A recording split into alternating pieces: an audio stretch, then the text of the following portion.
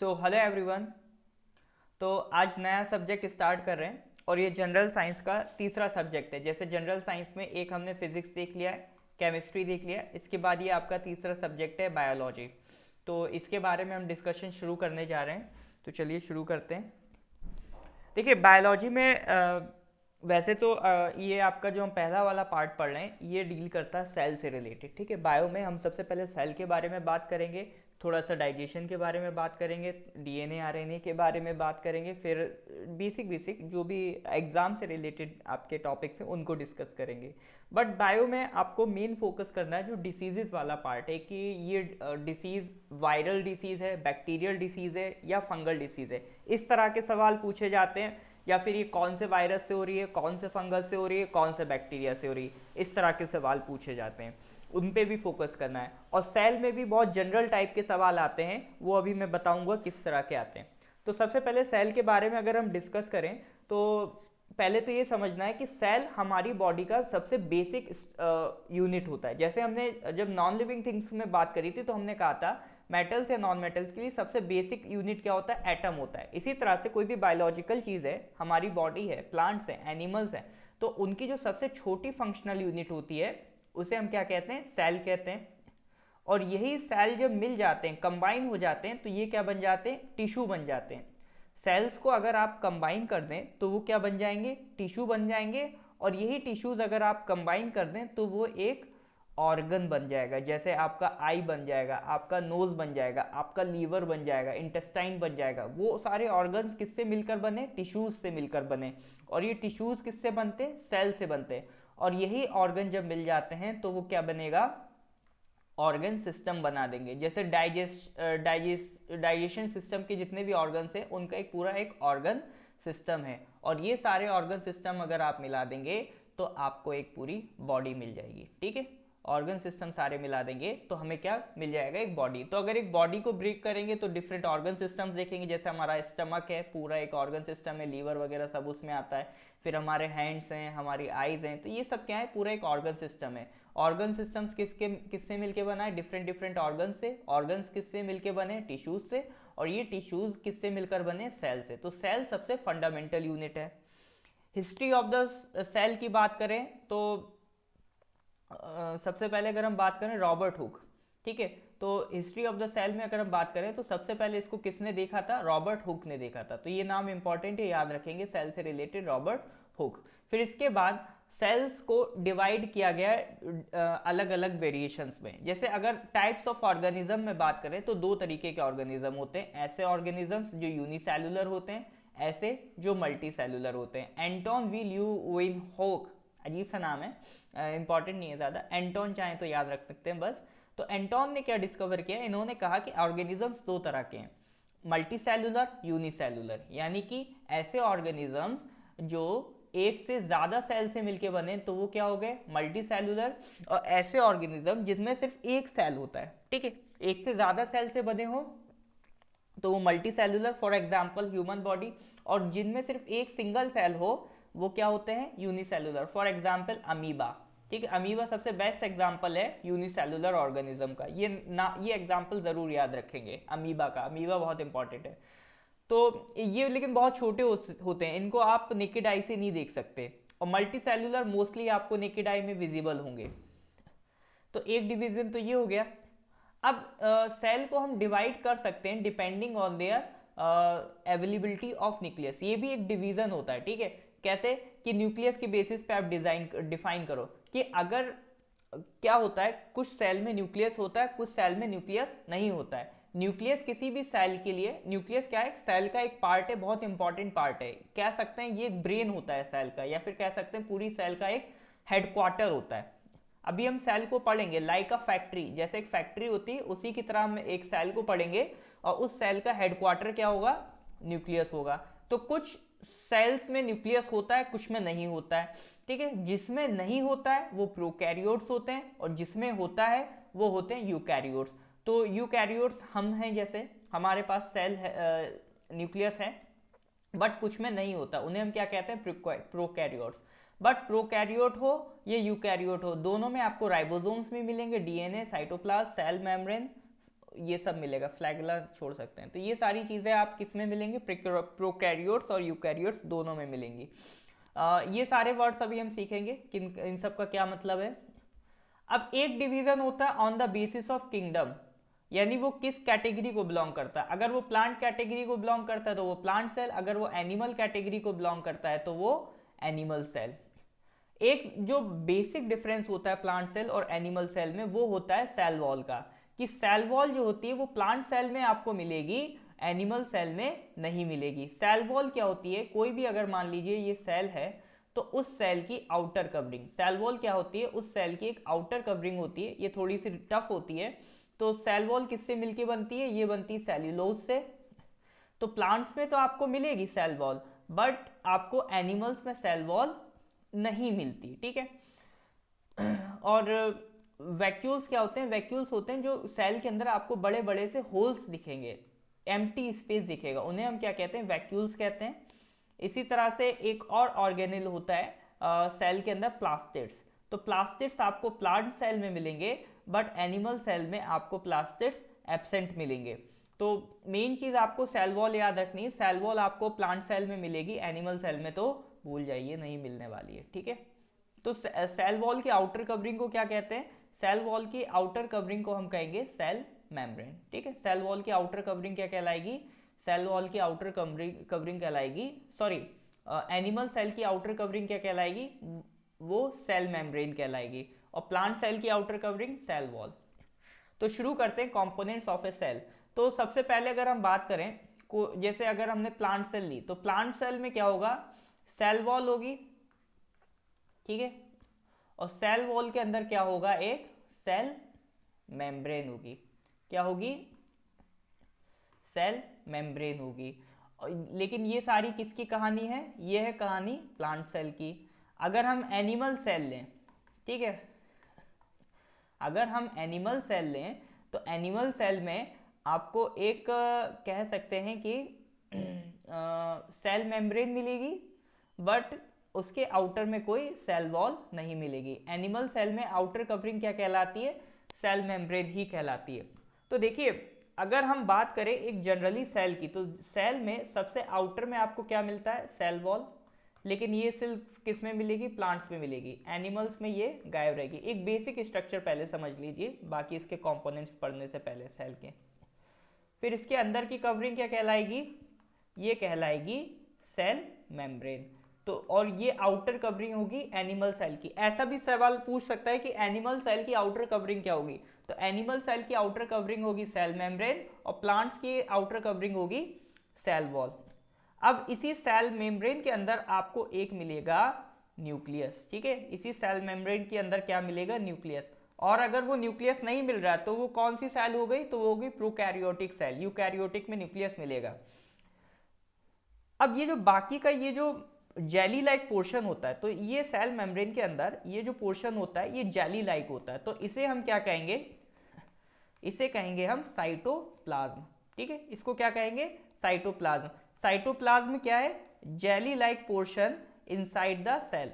तो सेल के अंदर ये साइटोप्लाज्म होता है, ये साइटोप्लाज्म होता है, प्लस इसमें अलग अलग पार्ट्स होते हैं, अलग अलग गोल्गी अपैरेटस, एंडोप्लाज्मिक रेटिकुलम, ठीक है, राइबोसोम्स, ये सब क्या है, अलग अलग ऑर्गेनिल्स है। इसी साइटोप्लाज्म में आपको क्या मिलेंगे, डिफरेंट डिफरेंट ऑर्गेनिल्स मिलेंगे। ऑर्गेनिल्स क्या है, पार्ट्स ऑफ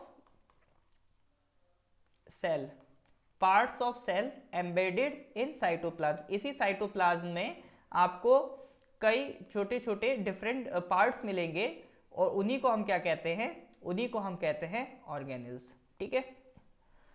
इसके अलावा न्यूक्लियस में भी एक जेली लाइक स्ट्रक्चर होता है। ऐसा नहीं कि न्यूक्लियस के अंदर सब खोखला होता है, न्यूक्लियस में भी कुछ आपको माल मिलेगा, और न्यूक्लियस के अंदर जो jelly like structure, jelly like आपको पोर्शन मिलता है, उसको हम क्या कहते हैं, न्यूक्लियोप्लाज्म। जिस तरह से सेल के अंदर के चीज को क्या कहते हैं, साइटोप्लाज्म, प्लाज्म मतलब प्लाज्मा, साइटो मतलब सेल। यहाँ से याद रखिएगा साइटोलॉजी वर्ड भी यूज होता है। साइटोलॉजी क्या, स्टडी ऑफ सेल, ठीक है, स्टडी ऑफ सेल कहलाता है साइटोलॉजी। तो सेल के अंदर क्या मिलेगा, साइटोप्लाज्म और एक न्यूक्लियस, और न्यूक्लियस के अंदर क्या मिलेगा, न्यूक्लियोप्लाज्म। और भी अदर डिफरेंट पार्ट्स होते हैं, जैसे डीएनए वगैरह भी आपको इसी न्यूक्लियोप्लाज्म में मिलेंगे। इसी न्यूक्लियस के अंदर हमें क्या मिलेगा, डीएनए मिलेगा। डीएनए अभी हम आगे डिस्कस करेंगे क्या होता है, ठीक है। तो इसका पहले बेसिक स्ट्रक्चर समझिए। सबसे बाहर सेल वॉल, फिर सेल मेम्ब्रेन, सेल मेम्ब्रेन के अंदर साइटोप्लाज्म, और क्या है, न्यूक्लियस, न्यूक्लियस के अंदर मिलेगा न्यूक्लियोप्लाज्म। तो ये बेसिक स्ट्रक्चर समझ लिया। अब इसके आगे डिस्कस करना शुरू करते हैं। तो सबसे पहले हम किसकी बात कर रहे हैं, सेल मेम्ब्रेन। सेल मेम्ब्रेन किसकी बनी होती है, प्रोटीन्स एंड लिपिड्स। लिपिड्स मतलब एक तरीके से आप कह सकते हैं फैट्स होते हैं, ठीक है।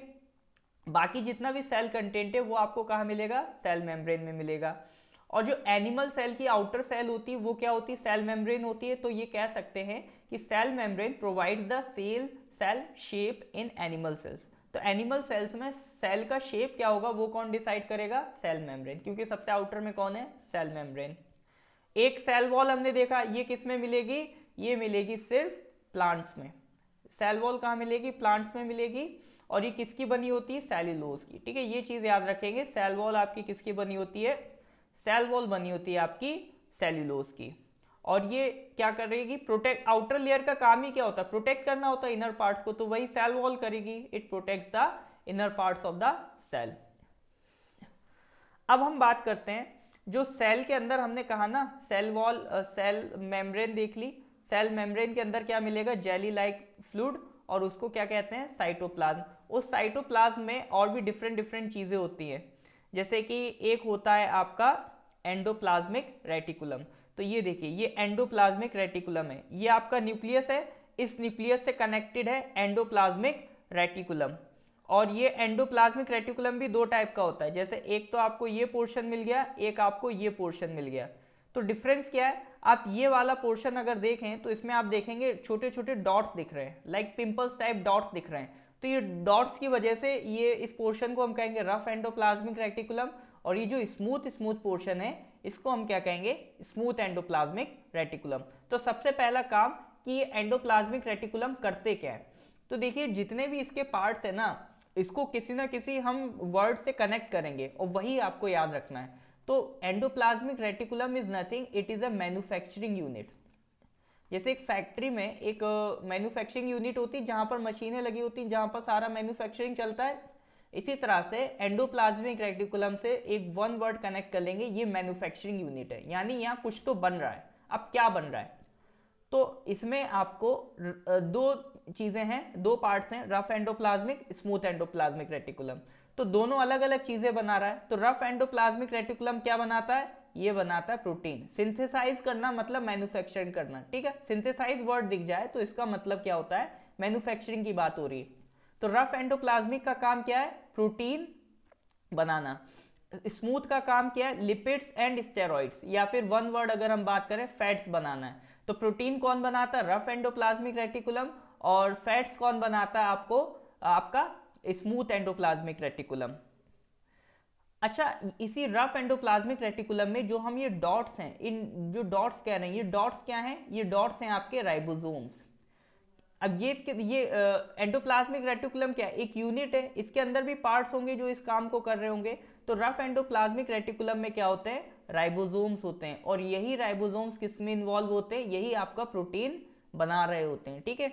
तो जो आपका प्रोटीन मैन्युफैक्चरिंग का काम है वो कौन करेगा, वो राइबोसोम्स करेंगे। और ये राइबोसोम्स कहाँ मिलेंगे, किस पे मिल रहे हैं, ये रफ एंडोप्लाज्मिक रेटिकुलम पे मिल रहे हैं। अच्छा, ये राइबोसोम्स अभी आप देखेंगे माइटोकॉन्ड्रिया में भी मिलेंगे, क्योंकि वहां भी जो एनर्जी बनने का काम है वो कौन करेगा, ribosomes. Ribosome is like is machine, किसी मैन्युफैक्चरिंग यूनिट में जो मशीन है जो एक्चुअल में बना रही है वो कौन है, राइबोसोम। और ये कहाँ बन रहे हैं, रफ एंडोप्लाज्मिक रेटिकुलम है। और स्मूथ में क्या बन रहा है, फैट्स बन रहे हैं। यहाँ पर कोई आपको राइबोसोम्स नहीं मिलेंगे, ठीक है।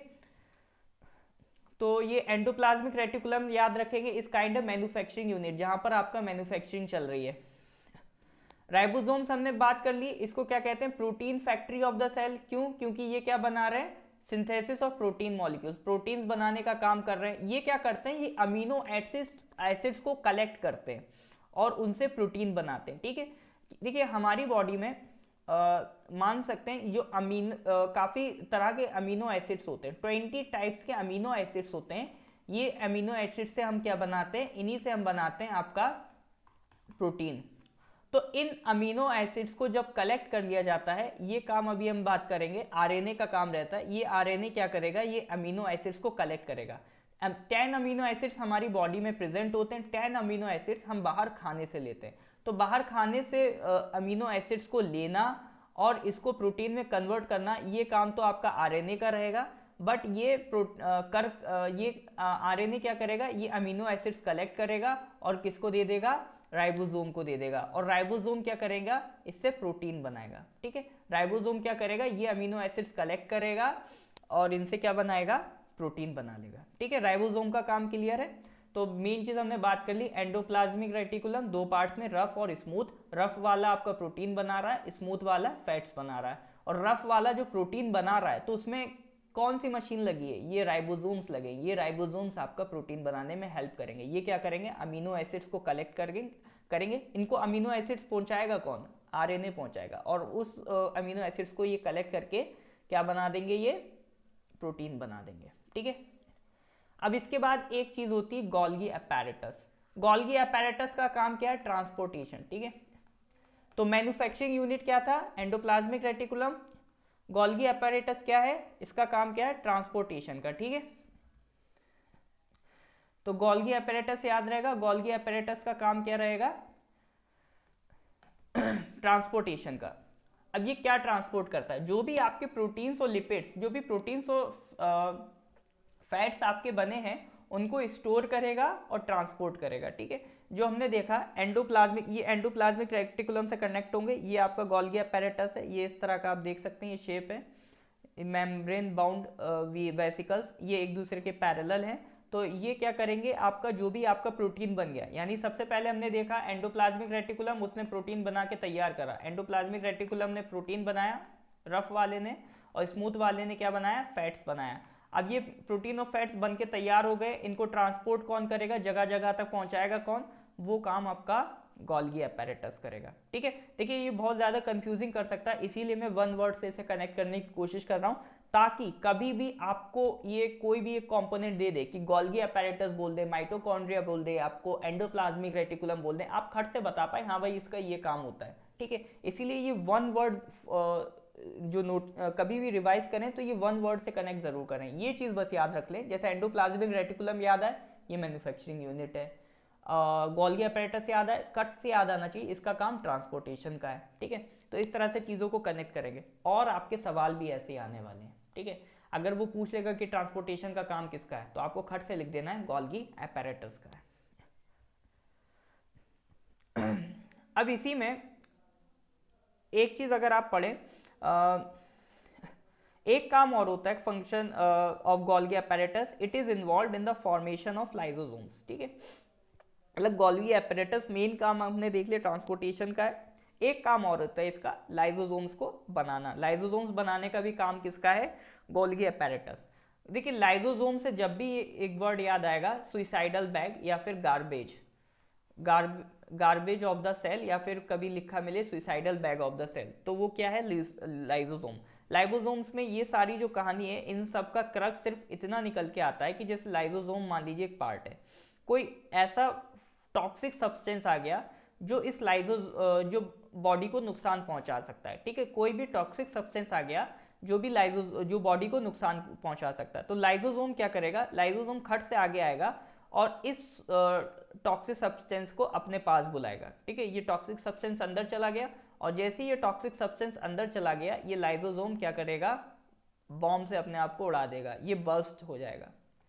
तो ये खुद भी मर जाएगा और अपने साथ साथ उस टॉक्सिक सब्सटेंस को भी मार देगा। इसीलिए हम इसको सैक्रिफाइसिंग एजेंट कहते हैं। ये अपना बलिदान दे देता है, सैक्रिफाइस कर देता है, अपने आप को सुसाइड कर लेता है। काइंड ऑफ सुसाइड बॉम्बर वाला काम कर रहा है ये आपका कौन, लाइसोसोम। इसने क्या करा, अपने सुसाइड करके आपकी बॉडी को टॉक्सिक सब्सटेंस से बचा लिया। सिर्फ इतनी सी कहानी है लाइसोसोम की, इससे ज़्यादा कुछ याद नहीं रखना है। ठीक है, बाकी पढ़ने के लिए एक बार आप पढ़ सकते हैं, इसलिए मैंने पीडीएफ में सारी चीज़ें लिख दी हैं, बट दिमाग में कितना रखना है, नोट्स में कितना लिखना है, याद कितना रखना, उतना ही जितना मैं पढ़ाऊँ। ठीक है, साइटोप्लाज्म हमने बात करी कि सेल मेम्ब्रेन के अंदर लिक्विड होता है, उस लिक्विड को हम क्या कहते हैं, साइटोप्लाज्म कहते हैं। इसमें काफ़ी ऑर्गेनेल्स मिलते हैं, जैसे न्यूक्लियस है, राइबोसोम्स है, तो न्यूक्लियस न्यूक्लियस की अभी हम बात करेंगे। राइबोसोम्स हमने पढ़ लिए, गोल्गी अपैरेटस पढ़ लिया है, लाइसोसोम्स पढ़ लिए हैं, एंडोप्लाज्मिक रेटिकुलम पढ़ लिया है, ठीक है। अभी न्यूक्लियस की हम बात करेंगे और माइटोकॉन्ड्रिया की बात करेंगे। तो माइटोकॉन्ड्रिया के लिए याद रखेंगे कि ये अभी बात करेंगे तो पता चल जाएगा, एनर्जी जनरेशन का काम करते हैं, इसे power house of the cell भी कहते हैं। एंडोप्लाज्मिक का काम क्या है? सिंथेसिस यानी मैन्युफैक्चरिंग करना। गोल्गी का काम क्या है? ट्रांसपोर्टेशन करना है, ठीक है। अब नेक्स्ट इज माइटोकॉन्ड्रिया। माइटोकॉन्ड्रिया दिखता कैसा है? तो इस तरह का दिखता है, डबल शेप्ड होता है, डबल मेम्ब्रेन, जैसे ये आउटर मेम्ब्रेन है और ये क्या है? Inner membrane. इनर मेम्ब्रेन कैसे? काफी फोल्डेड है, ठीक है। तो मेन काम क्या है माइटोकॉन्ड्रिया का? मेन काम है इसका, ये इसको कहते हैं power house of the cell. अब जैसे कोई भी आपकी फैक्ट्री लगती है तो कुछ मशीन्स होती हैं जो आप कह सकते हैं डीजल पे चलती हैं, ठीक है। कुछ मशीन्स होती हैं वो आपके इलेक्ट्रिसिटी पे चलती हैं, यानी कोई भी मशीन होती है उसका जो एनर्जी लेने का तरीका है वो डिफरेंट होता है। जैसे इंसान को एनर्जी किससे मिलती है? खाने से मिलती है। आपके मोबाइल को एनर्जी किससे मिलती है? इलेक्ट्रिसिटी से मिलती है। तो हर किसी की एनर्जी लेने का तरीका अलग है। लाइक अगर आप इंडिया में रहते हैं तो रुपी खर्च करेंगे और यूएसए में जाएंगे तो डॉलर खर्च करेंगे, तो वहाँ पर करेंसी अलग है, यहाँ पर करेंसी अलग है। इसी तरह से जो टाइप ऑफ एनर्जी है जो हमारी सेल में यूज होती है, अब सेल क्या है? एक फैक्ट्री है, इसमें काफ़ी कुछ काम चल रहा है, प्रोटीन्स वगैरह बन रहे हैं बॉडी के लिए। तो ये सेल में जो फैक्ट्री है, इस फैक्ट्री को चलाने के लिए एनर्जी चाहिए, एनर्जी तो चाहिए ना। तो एनर्जी के लिए हम क्या बनाएंगे? इस सेल में पावर हाउस भी तो बनाएंगे ना। उस पावर हाउस से ही तो एनर्जी आएगी जो पूरी सेल को रेगुलेट करेगी। अब राइबोसोम क्या? एक मशीन है, उसको चलने के लिए भी तो एनर्जी चाहिए, तो वो एनर्जी पावर हाउस से आएगी। तो उस पावर हाउस को ही हम क्या कहते हैं? माइटोकॉन्ड्रिया। अब देखिए जैसे फैक्ट्री है तो वहां पे क्या? इलेक्ट्रिसिटी चाहिए, तो वो क्या करेंगे? इलेक्ट्रिसिटी की फॉर्म में एनर्जी प्रोवाइड करेंगे। तो हमें भी तो कोई एनर्जी करेंसी डिसाइड करनी पड़ेगी ना। तो जो सेल एनर्जी लेता है वो एनर्जी लेता है in the form of ATP. ATP क्या है? Energy currency of cell. तो एनर्जी किस फॉर्म में लेता है सेल? वो लेता है एटीपी फॉर्म में, ठीक है। ये याद रखिएगा, बहुत इंपॉर्टेंट चीज है, ये बहुत इंपॉर्टेंट है। ये सवाल डायरेक्ट आता है कि एनर्जी करेंसी ऑफ सेल किसे कहते हैं? एटीपी को कहते हैं। एटीपी की फुल फॉर्म अडीनोसाइन ट्राइफॉस्फेट, ठीक है। एटीपी की फुल फॉर्म अडीनोसाइन ट्राइफॉस्फेट। तो सेल किस फॉर्म में एनर्जी लेता है? एटीपी फॉर्म में, और इसी को हम कहते हैं energy currency of cell, adenosine triphosphate. Plant cell में भी मिलेगा, एनिमल सेल में भी मिलेगा, ठीक है। माइटोकॉन्ड्रिया कहाँ प्रेजेंट होगा? प्लांट सेल में भी होगा, एनिमल सेल में भी होगा। तो माइटोकॉन्ड्रिया का बेसिक काम क्या होता है? जो भी हम बॉडी में एनर्जी लेते हैं वो ग्लूकोज फॉर्म में आता है, और उस ग्लूकोज को ये किस में कन्वर्ट कर देगा? एटीपी में। तो इस ग्लूकोज से एटीपी में कन्वर्ट करने का ही काम किसका है? माइटोकॉन्ड्रिया का। तो इसीलिए हम इसे क्या कहेंगे? Power house of the cell. तो आई होप माइटोकॉन्ड्रिया आपको क्लियर होगा। माइटोकॉन्ड्रिया इंपॉर्टेंट है, इवन मान के चलिए अगर सेल के कंपोनेंट्स पूछेगा तो मोस्ट प्रोबेबली माइटोकॉन्ड्रिया ही पूछेगा। तो ये कुछ स्ट्रक्चर है, फंक्शंस की हमने बात कर ली, एटीपी में कन्वर्ट कर देता है ग्लूकोज को। अब इसके बाद न्यूक्लियस की बात करते हैं। तो न्यूक्लियस की अगर हम बात करें तो न्यूक्लियस के इन्वेंटर का नाम याद रखेंगे। क्या नाम है? रॉबर्ट ब्राउन, ठीक है। न्यूक्लियस के लिए न्यूक्लियस की डिस्कवरी के नाम याद रखेंगे। मैंने देखिए और सब में नहीं कहा, इसी को फोकस कर रहा हूँ, ये इंपॉर्टेंट है। न्यूक्लियस की डिस्कवरी किसने की? रॉबर्ट ब्राउन ने। न्यूक्लियस के अंदर जो जेली लाइक आपका लिक्विड है उसे हम क्या कहते हैं? न्यूक्लियोप्लाज्म है। उसमें भी कुछ ऑर्गन्स अलग अलग पार्ट्स पाए जाएंगे, ठीक है। जैसे उसमें आपको क्रोमोसोम्स मिलेगा, ठीक है, न्यूक्लिक एसिड मिलेगा, डीएनए मिलेगा, आरएनए मिलेगा। तो इन सब की अभी अभी हम बात करेंगे। तो न्यूक्लियस की अगर हम बात करें तो एक डबल लेयर्ड मेम्ब्रेन होती है जिसको हम क्या कहते हैं? Nuclear envelope. तो न्यूक्लियस में मेन अगर हम बात करें तो न्यूक्लियस का यहाँ पर डायग्राम मिसिंग है, आप गूगल पे देख सकते हैं। तो न्यूक्लियस में लेकिन डायग्राम की जरूरत नहीं क्योंकि हमें मेन फंक्शन पे काम करना है। तो न्यूक्लियस क्या कहलाता है? न्यूक्लियस कहलाता है हेडक्वार्टर। कभी भी मिल जाए सेल का पूछे हेडक्वार्टर क्या है या फिर पूछे सेल का ब्रेन क्या है, तो सेल का ब्रेन पूछिए या हेडक्वार्टर पूछिए, वो क्या होगा? आपका न्यूक्लियस होगा, ठीक है। न्यूक्लियस क्या है आपका हेडक्वार्टर भी कहते हैं, इसको ब्रेन भी कहते हैं सेल का। तो इसी तरह के सवाल आते हैं, वो बहुत ज़्यादा डेप्थ में नहीं पूछेगा, वो डायरेक्ट सवाल यही पूछेगा कि ब्रेन ऑफ द सेल किसे कहते हैं, न्यूक्लियस को कहते हैं, या फिर पूछेगा हेडक्वार्टर ऑफ द सेल किसे कहते हैं, तो हेडक्वार्टर ऑफ द सेल किसे कहेंगे, न्यूक्लियस को कहेंगे। तो ये बात इंपॉर्टेंट है, इसको जरूर याद रखना है। तो चलिए आगे बढ़ते हैं। तो देखिए न्यूक्लियस की अगर हम बात करें तो न्यूक्लियस में हमें मिलते हैं क्रोमोसोम्स। क्रोमोसोम्स अलाइक कुछ इस तरह से होते हैं, ठीक है। एक क्रोमोसोम ये हो गया, ठीक है। ये किस में मिलेंगे आपको, इस तरह से पेयर फॉर्म में मिलेंगे। तो अगर हम बात करें क्रोमोसोम के तो 23 पेयर्स मिलते हैं, और 23 पेयर्स मतलब 46 क्रोमोसोम्स, ठीक है। तो क्रोमोसोम्स क्या होते हैं, क्रोमोसोम्स के 23 पेयर्स होते हैं। क्रोमोसोम्स कंटेन करते हैं हमारी जेनेटिक इंफॉर्मेशन, यानी जो भी इंसान है उसकी जो जेनेटिक इंफॉर्मेशन है वो कौन कंटेन करता है। जेनेटिक इंफॉर्मेशन मतलब कि वो दिखने में कैसा है, उसके कितने आँखें हैं, कितने उसके कितना उसका आँखें हैं, कितने कान हैं, किस तरह से उसका स्ट्रक्चर है बॉडी का। तो ये सारी जो जेनेटिक इंफॉर्मेशन है वो कौन कंटेन करता है, क्रोमोसोम कंटेन करता है। 23 पेयर्स और 46 क्रोमोसोम्स, ठीक है। अब ये क्रोमोसोम्स आपका कंटेन करते हैं, अगर इन क्रोमोसोम्स को हम थोड़ा और डीप में जाके देखें तो आपको मिलेगा डीएनए, और उनको और ज़्यादा डीप में जाके देखें तो हमें मिलेंगे जीन्स, और उनको और ज़्यादा डीप में जाके देखें तो हमें मिलेंगे न्यूक्लियोटाइड्स, ठीक है। तो सबसे छोटी यूनिट्स क्या है, न्यूक्लियोटाइड्स, उनसे मिलके बने जीन्स, जीन्स से बने आपके डीएनए, यानी कुल मिला के ऐसे भी कह सकते हैं group of nucleotides is DNA, या फिर कह सकते हैं आरएनए। तो सबसे पहले अगर बेसिक बात करें तो न्यूक्लियस में हमें मिलेगा न्यूक्लिक एसिड, ठीक है। न्यूक्लिक एसिड दो तरह का है, डीएनए और आरएनए। डीएनए मतलब डीऑक्सी राइबो न्यूक्लिक एसिड, और आरएनए मतलब राइबो न्यूक्लिक एसिड, ठीक है। तो ये दो डिफरेंस होते हैं डीएनए और आरएनए में। तो सबसे पहले अगर हम डीएनए की बात करें, डीएनए की full form deoxy ribo nucleic acid, very important, हो सकता है डायरेक्ट आपसे फुल फॉर्म ही पूछ ले, जनरली फुल फॉर्म ही पूछ लेता है, ठीक है। अब डीएनए क्या होता है, इस तरह का एक डबल स्ट्रैंडेड हेलिकल स्ट्रक्चर होता है। जैसे मान के चलिए आप एक लैडर लीजिए, उस लैडर को ट्विस्ट कर दीजिए, ठीक है। इस लैडर को ट्विस्ट कर दीजिए तो इस तरह से कुछ डबल हेलिकल स्ट्रक्चर मिलेगा, ठीक है। कभी भी आपको मिले कि डबल हेलिकल स्ट्रक्चर किसका है तो वो मिलेगा डीएनए का। अब डीएनए में एक यूनिट ये होता है पूरा, ठीक है। ये एक पूरा यूनिट क्या कहलाता है, न्यूक्लियोटाइड। तो इस तरह के आप देख सकते हैं बहुत सारे यूनिट्स मिलेंगे, ठीक है। तो उनको कंबाइन कर दें तो हम क्या कहेंगे, ये आपका एक न्यूक्लियोटाइड है। तो ग्रुप ऑफ न्यूक्लियोटाइड्स क्या बन गया, डीएनए। तो ग्रुप को कहते हैं पॉलीमर, यानी कई सारे न्यूक्लियोटाइड्स जब कंबाइन होंगे तो क्या बनाएंगे, एक डीएनए बनाएंगे, ठीक है। अब एक सवाल ये आता है कि डीएनए पाया कहाँ कहाँ जाता है, कहाँ कहाँ ये आपको मिलेगा। तो सबसे पहले आपको ये न्यूक्लियस में मिलेगा, ठीक है। दूसरा एक क्लोरोप्लास्ट में मिलेगा, ये सेल में पाया जाता है क्लोरोप्लास्ट। और तीसरा ये आपको मिलेगा माइटोकॉन्ड्रिया में, ठीक है। क्लोरोप्लास्ट जिसकी मदद से प्लांट्स खुद खाना बना पाते हैं, ठीक है।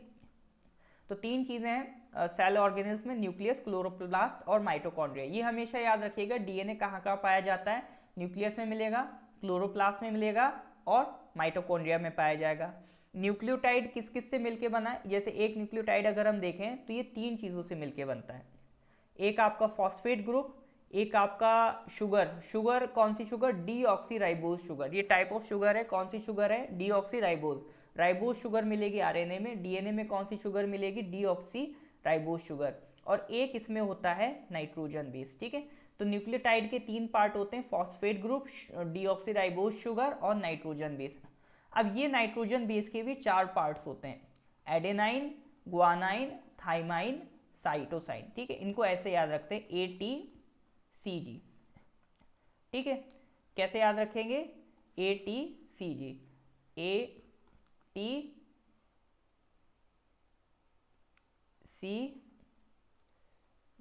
ठीक है।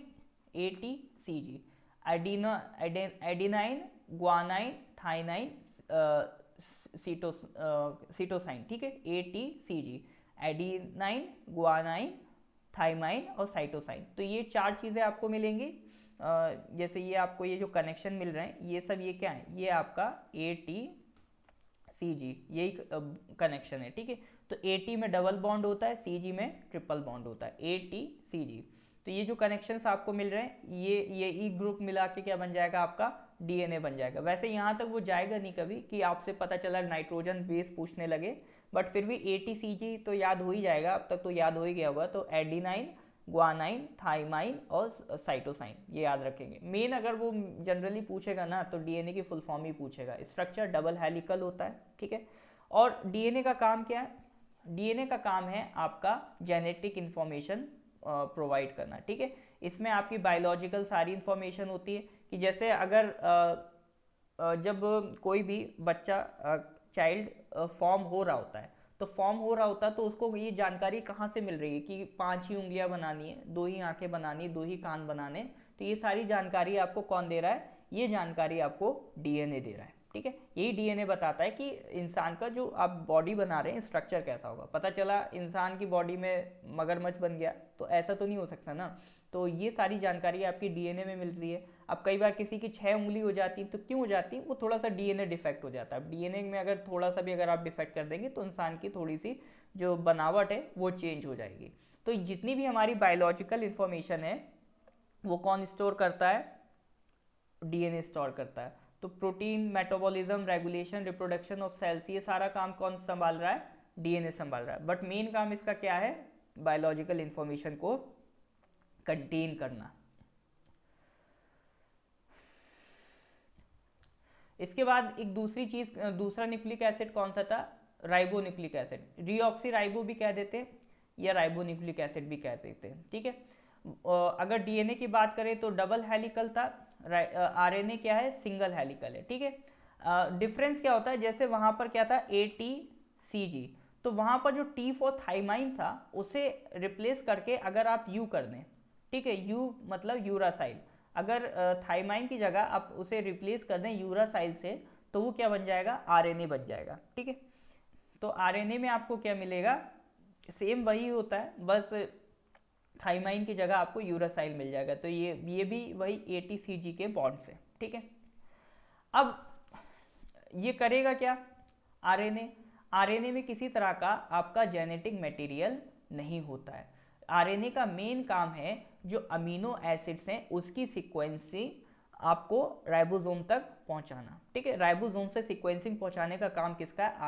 RNA आपका 3 काम करेगा। सबसे पहले क्या करेगा? ये आपका, जैसे हमने बताया ना, अमीनो एसिड से क्या बनते हैं? अमीनो एसिड से ही प्रोटीन बनते हैं। और प्रोटीन कौन मैन्युफैक्चर कर रहा है?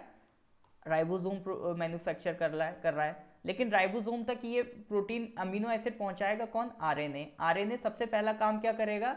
जो भी आपके बाहर के खाने से अमीनो एसिड आएगा उसे कलेक्ट करेगा और कलेक्ट करके उसको ट्रांसफर करेगा और कहाँ तक पहुंचाएगा? राइबोसोम तक पहुंचाएगा, ठीक है।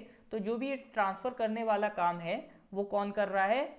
RNA कर रहा है, ठीक है। और यही RNA जब आपको अमीनो एसिड प्रोटीन में वो अमीनो एसिड RNA राइबोसोम तक प्रोटीन RNA राइबोसोम तक जब अमीनो एसिड पहुंचा देगा तो फिर वहां से आपको क्या बन जाएगा? वहां से राइबोसोम क्या बना देगा? प्रोटीन बना देगा। यानी RNA की इंपॉर्टेंस है इन मेकिंग प्रोटीन, ठीक है। और DNA से ही आपका RNA बनता है। DNA से RNA कैसे बनता है? जैसे हमने देखा ना, DNA में क्या था? ATCG। तो अगर T को हम हटा के U लगा दें तो क्या बन जाएगा? RNA बन जाएगा। और इसी चीज को हम क्या कहते हैं? ट्रांसक्रिप्शन। यानी अगर आप DNA से RNA बना रहे हैं, ठीक है, DNA से RNA बना रहे हैं तो वो कहलाता है ट्रांसक्रिप्शन। क्या कहलाता है? ट्रांसक्रिप्शन। और अगर आप RNA से DNA बना रहे हैं तो वो कहलाता है रिवर्स ट्रांसक्रिप्शन, ठीक है। तो आरएनए से अगर आप डीएनए बना रहे हैं तो वो क्या कहलाता है, रिवर्स ट्रांसक्रिप्शन। तो आपका जो कोरोना टेस्ट है वो भी इसी रिवर्स ट्रांसक्रिप्शन से ही होता है। उसका नाम अगर आपको याद हो RT-PCR। तो RT-PCR में जो RT क्या है, रिवर्स ट्रांसक्रिप्शन, PCR मतलब पॉलीमराइज चेन रिएक्शन। तो रिवर्स ट्रांसक्रिप्शन क्या होता है, आरएनए से डीएनए में जाना, डीएनए से आरएनए में ट्रांसक्रिप्शन कहलाता है, ठीक है। और इसी आरएनए से आपका क्या बनता है, प्रोटीन बनता है, ठीक है। तो इसको क्या कहते हैं, इस प्रोसेस को कहते हैं ट्रांसलेशन, ठीक है। आरएनए से प्रोटीन बनने की प्रोसेस क्या कहलाती है, ये कहलाती है आपकी ट्रांसलेशन, ठीक है। इसमें रिवर्स पॉसिबल नहीं है, प्रोटीन से आप आरएनए नहीं बना पाएंगे, आरएनए से प्रोटीन बना लेंगे बट प्रोटीन से आरएनए नहीं बना पाएंगे। डीएनए से आरएनए, आरएनए से डीएनए पॉसिबल है। अगर डीएनए से आरएनए बना रहे हैं तो ट्रांसक्रिप्शन, और आरएनए से डीएनए बना रहे हैं तो रिवर्स ट्रांसक्रिप्शन। तो आज हम लोग लेक्चर को इतने रखेंगे। अगर हम फिर से रिवाइज करें तो हमने सबसे पहले क्या बात करी, हमने सबसे पहले आज सेल के बारे में बात करी, ठीक है। सेल के बारे में हमने क्या डिस्कस करा, सेल के बारे में हमने डिस्कस करा कि भैया सेल के पार्ट्स क्या होते हैं, ये फंडामेंटल यूनिट्स हैं। सेल के डिफरेंट डिफरेंट पार्ट्स पढ़े। सबसे पहले हमने एंडोप्लाज्मिक रेटिकुलम पढ़ा, उसमें भी दो पढ़े, स्मूथ एंडोप्लाज्मिक रेटिकुलम और rough endoplasmic reticulum. Smooth endoplasmic reticulum क्या बना रहे हैं, प्रोटीन्स बना रहे हैं, ठीक है। रफ क्या बना रहे हैं, ये आपके फैट्स बना रहे हैं। और एंडोप्लाज्मिक रेटिकुलम में जो प्रोटीन बनाने वाली मशीन है वो कौन सी है, राइबोसोम्स। तो राइबोसोम्स क्या कर रहे हैं, आपका प्रोटीन मैन्युफैक्चर कर रहे हैं। फिर हमने क्या पढ़ा, फिर हमने पढ़ा आपका गोल्गी एपैरेटस, गोल्गी बॉडीज पढ़ी। गोल्गी का काम क्या है, ट्रांसपोर्टेशन का। जो भी प्रोटीन्स और फैट्स हमने बनाए इसको ट्रांसपोर्ट करने का काम किसका है, गोल्गी एपैरेटस का है। फिर हमने देखा था गोल्गी एपैरेटस इन्वॉल्व होते हैं लाइसोसोम्स की भी मेकिंग में। और ये लाइसोसोम्स क्या करते हैं, ये लाइसोसोम्स सुइसाइडल बैग होते हैं, ठीक है। ये क्या करेंगे, कोई भी टॉक्सिक सब्सटेंस आएगा तो उसको अपने साथ इन्वॉल्व करके और बर्स्ट हो जाएंगे, यानी ये सुइसाइडल बैग का काम कर रहे हैं। फिर हमने एक माइटोकॉन्ड्रिया की बात करी। माइटोकॉन्ड्रिया में हमने कहा, क्या कहा, हमने कहा ये power house of the cell होता है, ठीक है। इसका काम क्या है, ये ग्लूकोज को कन्वर्ट कर देगा किस में, एटीपी में, आइडिनोसाइन ट्राई फॉस्फेट। और एटीपी क्या होता है, energy currency of the cell होता है। तो सेल को किस फॉर्म में एनर्जी चाहिए, एटीपी फॉर्म में। तो वो कौन देगा आपको, माइटोकॉन्ड्रिया देगा। इसलिए माइटोकॉन्ड्रिया को क्या कहते हैं, power house of the cell. और ये क्या था, मैन्युफैक्चरिंग यूनिट। और ये क्या है, ribosome protein factory of the cell भी कहा जाता है। इसके बाद हमने न्यूक्लियस की बात करी। न्यूक्लियस को हमने क्या कहा था, ये हमारा सेल का हेडक्वार्टर होता है। जो भी सेल के अंदर आपका इंफॉर्मेशन स्टोर करने वाला काम है वो है न्यूक्लियस में होगा। इसीलिए हमने कहा था इसमें आपको क्या मिलेंगे, क्रोमोसोम्स मिलेंगे, ठीक है। क्रोमोसोम्स मिलेंगे। क्रोमोसोम्स में क्या मिलेगा आपको, डीएनए मिलेगा, आरएनए मिलेगा और न्यूक्लिक एसिड मिलेगा। इसी न्यूक्लिक एसिड के दो टाइप होते हैं, डीएनए और RNA, deoxy nucleic acid, ribonucleic acid. फिर डीएनए में हमने बात कर ली। डीएनए में क्या बात करी, डीएनए में हमने कहा इसका स्ट्रक्चर कैसा होता है, इस तरह का डबल हेलिकल होता है। इसमें इस तरह से कुछ बॉन्ड्स बने होते हैं, इस तरह से मान के चलिए ATCG, ठीक है। तो इस तरह से इसमें कुछ बॉन्ड्स बने होते हैं। और डीएनए में तीन चीज़ें, फॉस्फेट, क्या क्या था, एक तो हमने देखा फॉस्फेट ग्रुप था, और कौन सी शुगर था, डीऑक्सी राइबोज शुगर था, और क्या था उसमें, और उसमें आपको मिलेगा नाइट्रोजन बेस, ठीक है। और उसी नाइट्रोजन बेस के हमने चार पार्ट पढ़े, ATCG, adenosine, thymine, cytosine, guanine, ठीक है। और हमने कहा था डीएनए का काम क्या है, आपकी जितनी भी जेनेटिक इन्फॉर्मेशन है वो स्टोर करता है, मेन काम इसका यही है। फिर हमने आरएनए पढ़ा। आरएनए में हमने कहा उसमें एक ही हेलिक होता है तो इसे सिंगल हेलिकल भी कहते हैं। तो ये याद रखेंगे, डीएनए आरएनए में डिफरेंस, डीएनए डबल हेलिकल होता है, आरएनए सिंगल हेलिकल होता है। डिफरेंस यही होता है, एक तो यही नाइट्रोजन बेस फॉस्फेट और शुगर होगा, बट यहाँ पर डीऑक्सीराइबोज शुगर नहीं होगा, यहाँ पर राइबोज शुगर होगा। प्लस नाइट्रोजन बेस में एक डिफरेंस क्या होता है, ATCG नहीं होता है, वहाँ पर G को रिप्लेस कर दीजिए U से, यानी यूरासिल मिलेगा आपको। इसमें क्या मिलेगा, यूरासिल मिलेगा, ठीक है। तो आप डीएनए से आरएनए बना सकते हैं, आराम से बना सकते हैं। कैसे बनाएंगे, आपको जस्ट क्या करना है, ये जो थाइमाइन है, सॉरी G को नहीं, थाइमाइन को किससे रिप्लेस कर देना है, यूरासिल से। तो डीएनए से आरएनए बनाने की प्रोसेस को हम क्या कहते हैं, इसको हमने नाम दिया था ट्रांसक्रिप्शन, ठीक है। और इसका उल्टा कर दें, आरएनए से डीएनए बनाना, तो आरएनए से डीएनए बनाने की प्रोसेस को हमने नाम दिया रिवर्स ट्रांसक्रिप्शन, ठीक है। और ये आरएनए का काम क्या रहता है, आरएनए का काम रहता है आपके जो भी बाहर से अमीनो एसिड्स आते हैं उनको लेके राइबोसोम्स तक पहुंचाना, और उन राइबोसोम्स क्या करेंगे, फिर आपका अमीनो एसिड से क्या बना देंगे, प्रोटीन बना देंगे। तो आरएनए से हमें क्या मिल रहा है, फिर प्रोटीन मिल रहा है। तो आरएनए से जो प्रोटीन बनने की प्रोसेस है उसी को हम क्या कहते हैं, उसको हम कहते हैं ट्रांसलेशन, ठीक है। तो ये आज हमने कुछ बेसिक बातें पढ़ी। इसके आगे सेल वाला पार्ट तो यहाँ पर आज हमने कंप्लीट कर लिया। इसके बाद आगे डाइजेशन वगैरह, स्केलेटन वगैरह, ब्लड वगैरह, तो वो सब हम नेक्स्ट क्लास में डिस्कस करेंगे। तो ये सारे आप इतने ही स्पेसिफिक नोट्स बनाइए जितना मैं पढ़ा रहा हूँ। बाकी आपके पढ़ने के लिए तो मैंने मटेरियल काफ़ी डाल ही रखा है इसमें, लेकिन देखिए बहुत कंफ्यूजिंग हो जाता है, इसीलिए जो आपके एग्जाम स्पेसिफिक चीज़ें उन्हीं को दिमाग में रखिए। एग्जाम में डायरेक्ट इसी तरह के सवाल आते हैं, power house of the cell किसे कहते हैं, तो माइटोकॉन्ड्रिया को कहते हैं। तो बस यही बेसिक बेसिक बातें समझिए, बाकी तो ये अगर डेप्थ में जाएंगे तो काफ़ी हैवी हो जाएगा। तो इसीलिए जो आपका एग्जाम स्पेसिफिक है उसी को याद करिए, और बहुत ज़्यादा टफ नहीं है। अगर आप एग्जाम स्पेसिफिक देखेंगे तो बस बेसिक बेसिक बातें पूछता कि हाँ ये काम क्या है डीएनए का, आरएनए का, तो बस वो बेसिक जानकारी मैंने आज आपको अवेलेबल कराई है। तो इसी को प्रॉपर नोट्स बनाइए, रिकॉल करिए, डेफिनेटली आपको ये हेल्प करेंगे। तो इस लेक्चर को यहीं पर समाप्त करते हैं, बाकी की जानकारी नेक्स्ट लेक्चर में। Thank you.